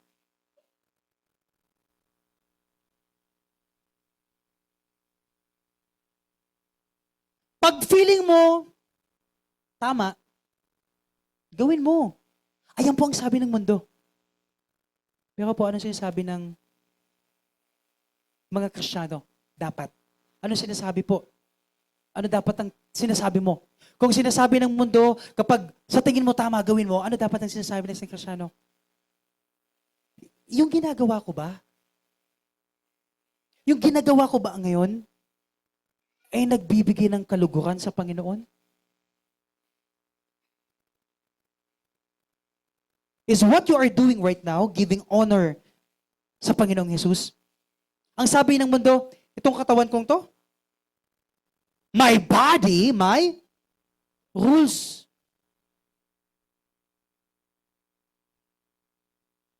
You know what, kahapon, nag-uusap kami ni Miko, no, tsaka may banding kaming tatlo, mga boys, usap kami. Tapos, napadako ako dun, sabi ko, Miko, hindi naman gusto ng Diyos ang katawan mo eh. Kasi, Miko has a lot of tattoos, no? Hindi naman gusto ng Diyos ang katawan mo eh. Ang gusto ng Lord, yung kaluluwa mo. Alam niyo po ba, pagdating nung gabi, offer your body. So, Lord, sorry po. Mukhang kailangan ko i-correct yung sarili ko kay Miko. No? So, mas maganda, Miko, ayusin ko yung sasabihin ko.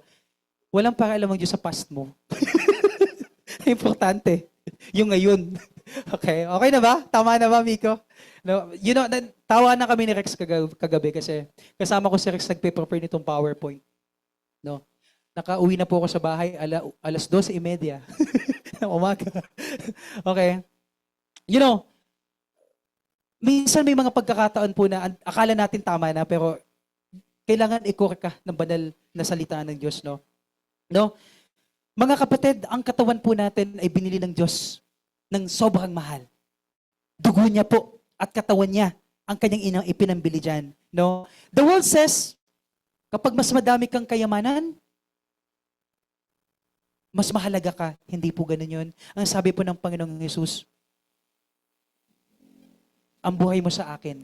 Kaya ako naparito upang bigyan ka ng masaganang buhay. Okay? So, mga nanay, tatay, lolo, lola,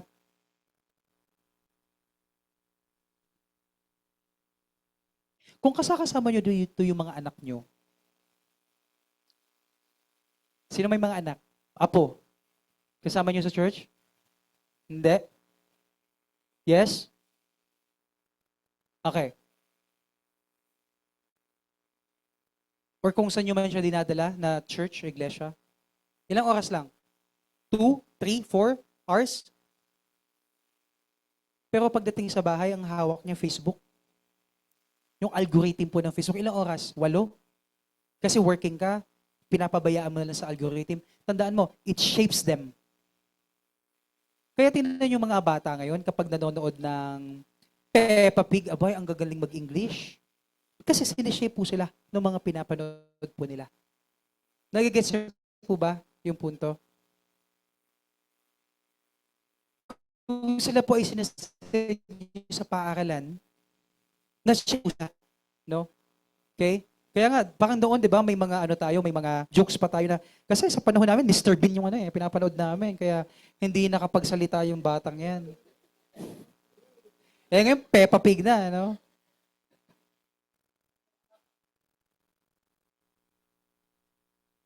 Limitahan niyo po ang paggamit ng mga bata. Ipanalangin niyo po sila. Hayaan niyo po na ma-form yung puso po nila ng Panginoon, hindi po ng social media. Hayaan po ninyo na makausap niyo po sila. Makinig po kayo sa kanila. Ipanalangin niyo po sila. Magbukas po kayo ng scripture. Basahan niyo po sila ng Bible stories. Ayan, yan po ang concern natin sa mga bata. That's why we have Project Dunong. Ngayon naman, mga kapatid, ICJWM, kung kayo nga may oras sa panonood ng series nyo sa Netflix, bakit yung morning devotions di natin ma-attendan? No? Kaya po mahalaga yung Bible study. Mahalaga po yung Sunday school na ginagawa natin. No? Mahalaga po na may prayer meeting tayo. Mahalaga po na nagdi-discipleship tayo. Mahalaga, no? Na umaattend po tayo sa mga church activities. Ini-involve po ninyong sarili ninyo. Hindi po dahilan, kasi gusto kong, ito yung gagawin ko muna, saka na kasi. Hindi. Kailangan po ninyo ang maglingkod upang mas lalo po kayong mahubog. Okay? Mga kapatid, hayaan po ninyo na kayo bilang mga manggagawa, mag-practice po tayo, no? Ng spiritual formation. Sapagkat kung hindi po ninyo gagawin yan, ang mundo mismo ang magdi-discipleship sa inyo. Kaya, mahalagang tanong, who mentors you? Sumikat yan, no? Sinong nagme-mentor sa'yo? Kaya, siguro mamaya sa kamustahan, tanungin niyo po yung mga kaibigan niyo. Tanungin niyo po yung mga kasama niyo. Sino nagme-mentor sa'yo? Kaya ka pala ganyan kasi siya nagme-mentor sa'yo. Huwag naman ganun, no?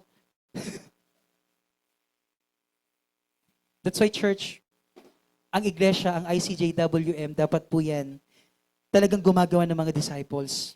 Well, ako, meron na akong disciples, no? And that is the leaders of the church.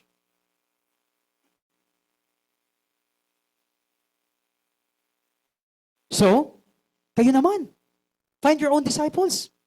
Let me ask you again. Sino po yung nag-shape sa inyo? Si Jesus ba? O yung kultura?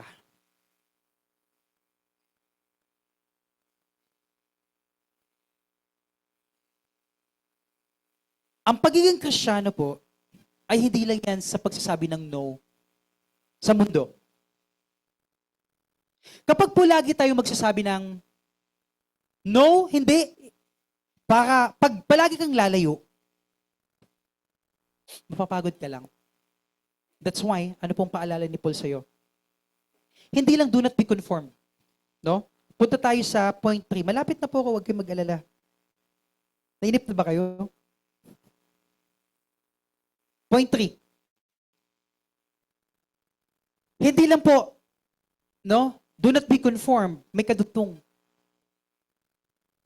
Hayaan ninyong baguhin ng Diyos, okay?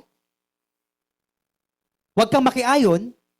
Hayaan ninyong baguhin ng Diyos. Sinong magbabago? Kayo ba? Okay. The Holy Spirit. Hindi kayo.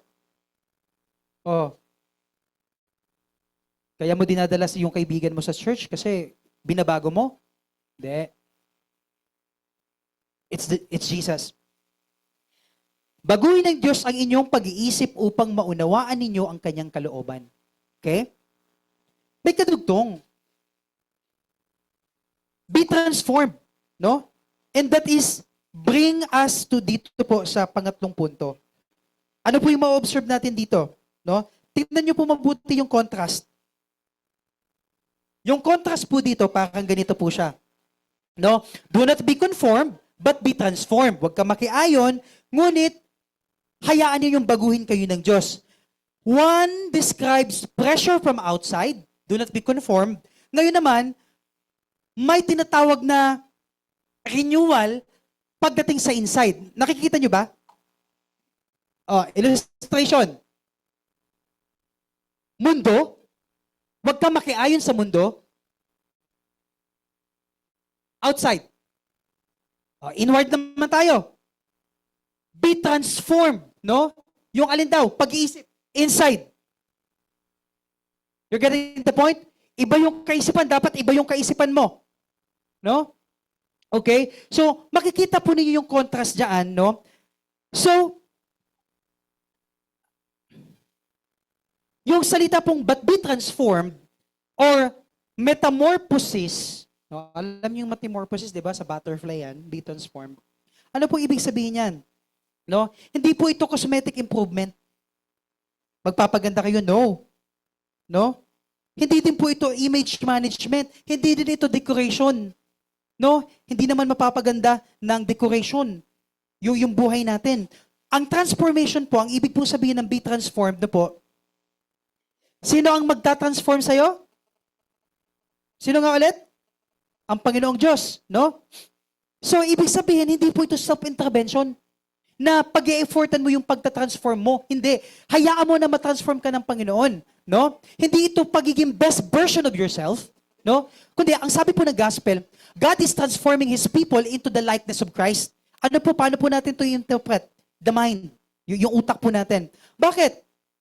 Kasi, yung kung paano ka naniniwala sa isang bagay, no, doon nagkakaroon ng grow yung pagnanasa mo, yung kagustuhan mo. Ngayon, yung pagnanasa mo, yan yung yun yung umuudyok sa'yo para gawin mo, no, yung mga bagay na pinaniniwalaan mo. Nagigets mo? Dahil ito yung pinaniniwalaan mo, ito yung gagawin mo. Dahil naniniwala ka na ganito, ito yung prinsipyo mo, edi ito ngayon ang gagawin mo. That's why, ang sabi po ni Paul, the mind. Okay? Now, parang ganito. Kung isa kang tao na naniniwala na kapag ako binigyan ng approval, abay, syempre, gagalingan ko sa ministry. Di ba? Ganun, your mind. No? Or, kung ang paniniwala mo na ang pera ay magsisecure sa'yo, magliligtas sa'yo, bakit ang daming mayayaman na mamatay pa din? You're getting the point? No? Now, mga kapatid, kung naniniwala kayo na ang past ninyo o yung nakaraan ninyo ang magdi-define sa identity ninyo, patuloy kayong nakabilanggo sa kahihiyan. That's why, ang gospel, ang mabuting balita, binabago po yung utak natin. Ano sabi ng gospel? My identity ay na kay Kristo. Yung siguridad ko nasa Ama. Yung future ko nasa Diyos. No? Ang katawan ko nabibilang kay Kristo. Ang mga kasalanan ko nandun na sa krus. Okay? Yung buhay ko na nag-e-exist para na to sa kapurihan niya. Yun po, yung nag-shape doon sa mind. No po? Ang inyong pag-iisip upang maunawaan ninyo ang kanyang kalooban. Yun po yun. No? So, nagsisimula po ang buhay kapag nagbago ka na. Yes, you're saved. Pero, ang pag-accept mo sa Panginoong Hesus ay nangangailangan po ng transformation. Yung pagiging banal, yung set apart, kailangan po yan ng continuous transformation. No po? Imagine nyo po may luma kayong bahay. O, gamitin natin yung bahay na binigay ko kay Sister Flor kanina. Bago ko ibigay sa kanya, pininturahan ko. Nilagyan ko ng lights, no, warm lights, ganyan. Pinicturean ko from the outside. Ganda, no? Pero hindi ko sinabi sa kanya na yung foundation niyan makupok. Yung mga wiring mahuhuna na yan. Pwedeng sumabog yan anytime. Yung mga pipes na nakakonekta sa lababo, sa CR, mga sira yan. So pwedeng mag-leak. Mga kapatid, kahit man na-meet ako ng ganito, nakakurbata, naka-jacket, naka-shoes,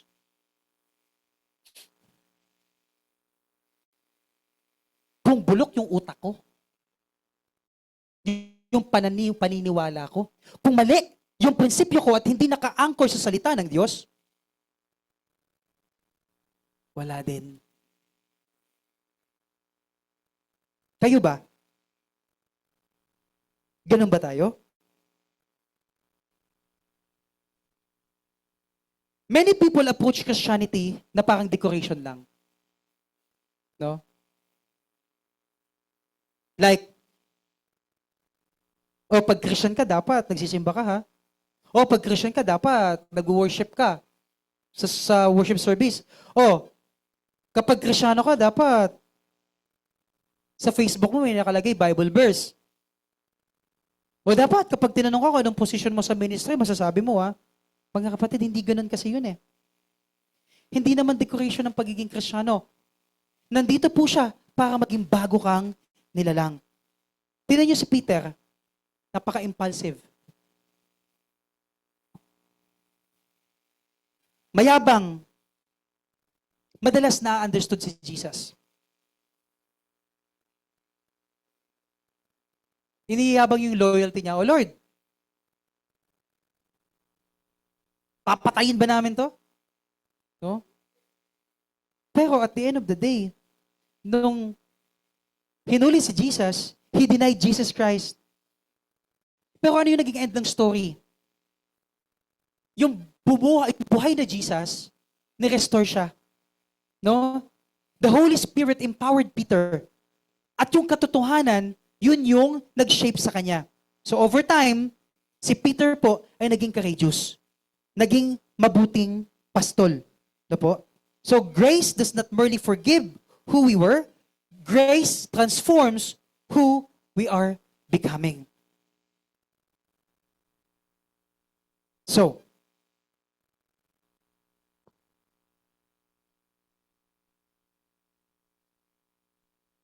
sa bahay, huwag niyo lang tatanungin yung mga kaibigan nyo, kapatid nyo, nanay nyo, anak nyo ng, kamusta ka?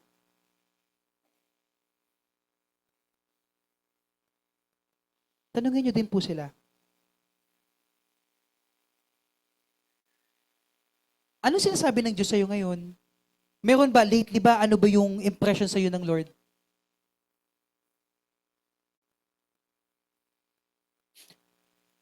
You have to ask them, may sinasabi ba ang Panginoon sa buhay mo? That's why ako kapag may mga minister na lumalapit sa akin at nagsasabi ng kanilang mga problema, ang lagi kong sinasabi, anong tinuturo sa iyo ng Diyos? No? Maging more holy? More forgiving? More fruitful? Mga kapatid, ang ministry hindi po yan sinusukat sa attendance. Hindi yan nasusukat sa palakpakan, sa views. No? Nasusukat po yan sa transformation into the image of Christ. Dahil kahit na nandito ka sa unahan, magaling ka, pero hindi nagtatransform ang buhay mo, yan po ay baliwala. In Romans 12:1-2,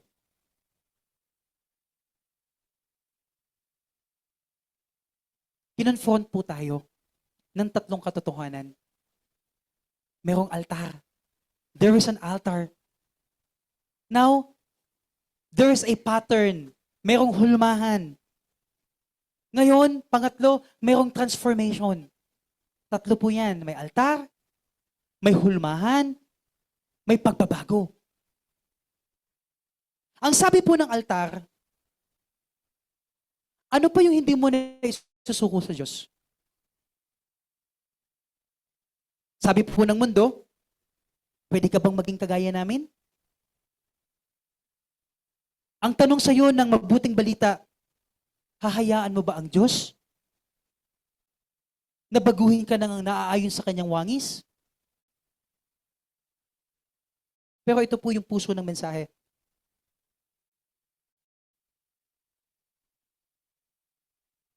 Hindi niya sinasabi na isuko mo yung sarili mo sa hindi mo kilala.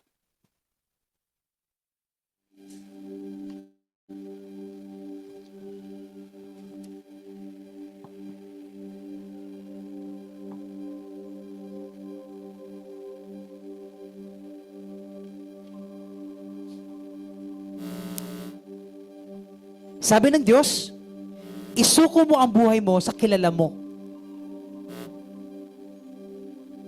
Kanino nakasuko yung buhay mo?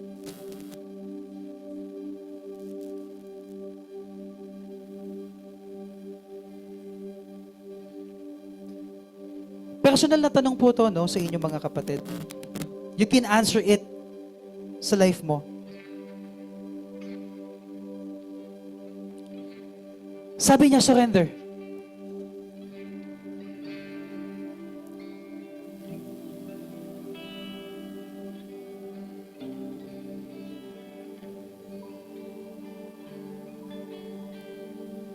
Sabi po niya, alang-alang sa habag ng Diyos.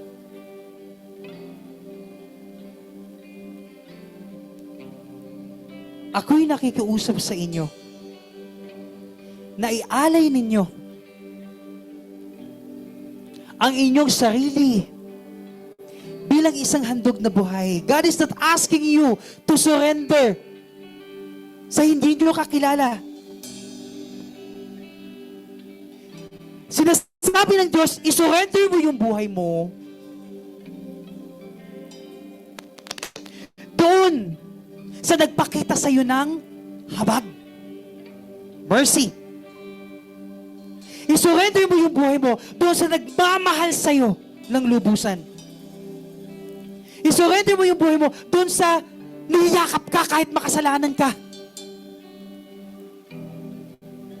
Isurrender mo yung buhay mo doon sa nagdala sa kasalanan mo. Isurrender mo yung buhay mo doon sa namatay para sa iyo. Now, before this preaching, kanino nakasuko ang buhay mo?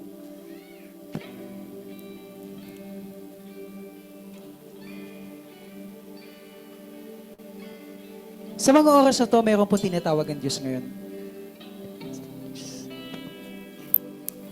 He is talking to you right now. Kinakausap ka. Sabi niya, akin ka. Balik ka na. God is asking you, He is calling you,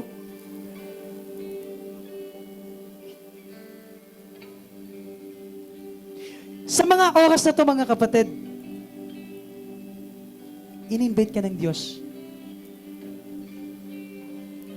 Hindi ka niya ini-invite para maging tagapamuno siya ng buhay mo at masunod siya at hindi yung gusto mo at maging miserable yung buhay mo. Hindi. Tinatawag ka niya na may butas yung kamay niya kasi namatay siya sa cross para sa iyo. Tinatawag ka niya, no? Sa kabila ng mga hampas sa kanya sa likod, nung namatay siya sa cross,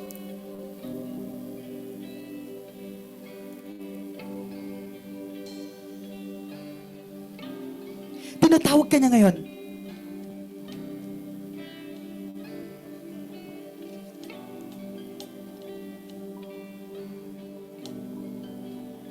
Hamunin ko kayo.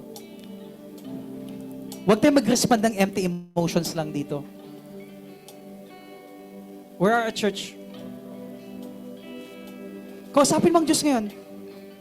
Huwag kang magmatigas. This is the right time for you to speak with God. Lord, hindi ko pa ba tuluyong na isusuko yung buhay ko sa'yo?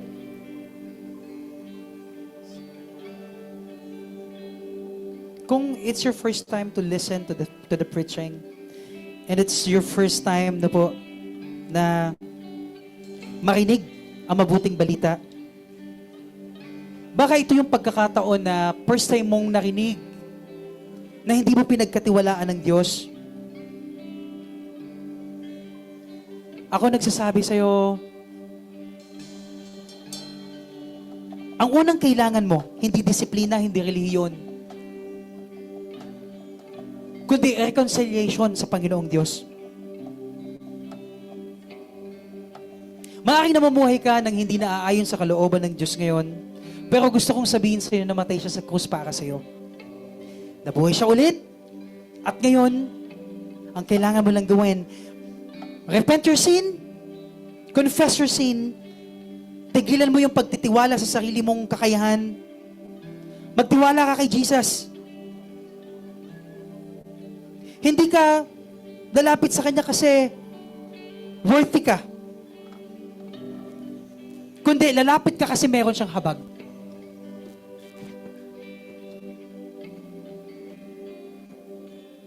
Now, if you're a new believer, kung this is your first time na nakinig mo ang Panginoong Jesus, mahal na mahal ka niya at meron siyang magandang plano sa buhay mo.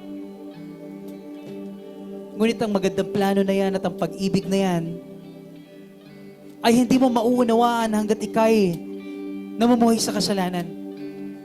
Makasalanan tayo. Lahat tayo'y nagkasala at walang nakaabot sa kaluwalhatian ng Diyos.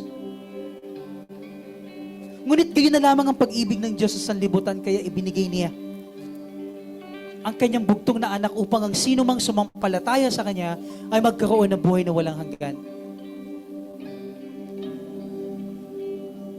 So, I am inviting, if hindi mo pa ina-accept si Christ as your Lord and Savior, maybe, or kung hindi ka pa sure, naligtas ka na, hamunin kita. Surrender your life to Him.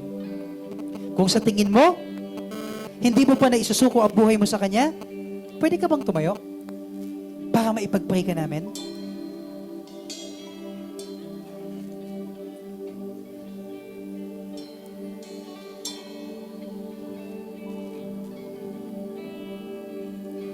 Ang pagtayo ay simbolo ng declaration.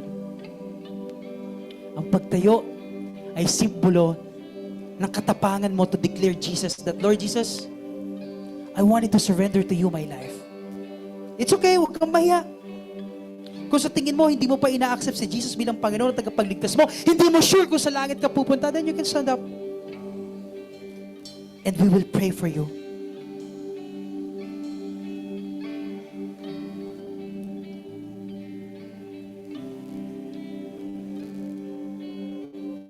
Thank you po sa mga tumayo.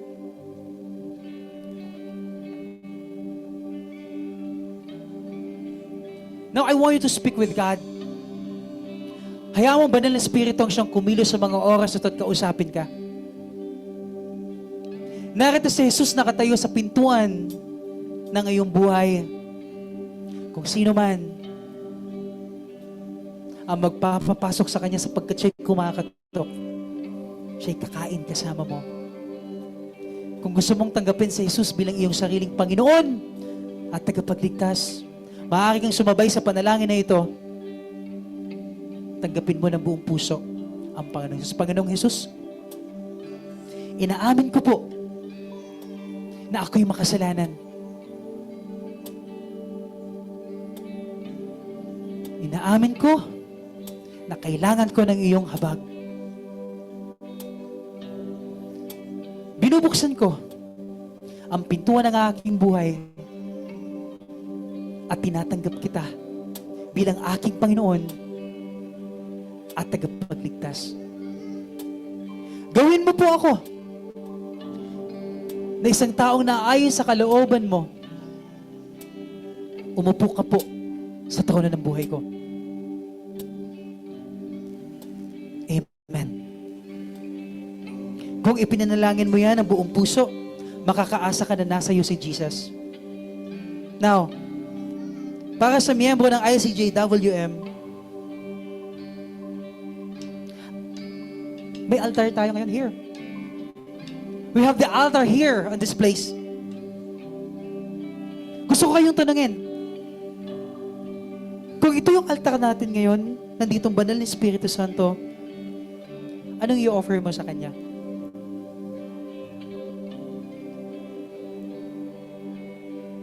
Ano yung gusto mong ibigay sa Kanya ngayon? Relationship? Pride? Your sexual identity? Kayamanan, pera? Yung future mo, yung ministry mo? Yung mga sikreto mong kasalanan? This is the right time for you to offer it to God. Ang Diyos na nanghihingi sa iyo ng lahat, your body as a living sacrifice. Ang Diyos na humihingi sa buhay mo ay ang Diyos na nagbibigay sa iyo ng lahat-lahat din. Imagine that. So, I want to invite you, everyone, to speak with God. If you want to offer your body as a living sacrifice, this can be your act of worship. Kausapin mo ang Diyos sa mga oras na to. Bibigyan ko kayo ng time to speak with Him. Hayaan nyo na ang awiting ito ay maging ating panalangin.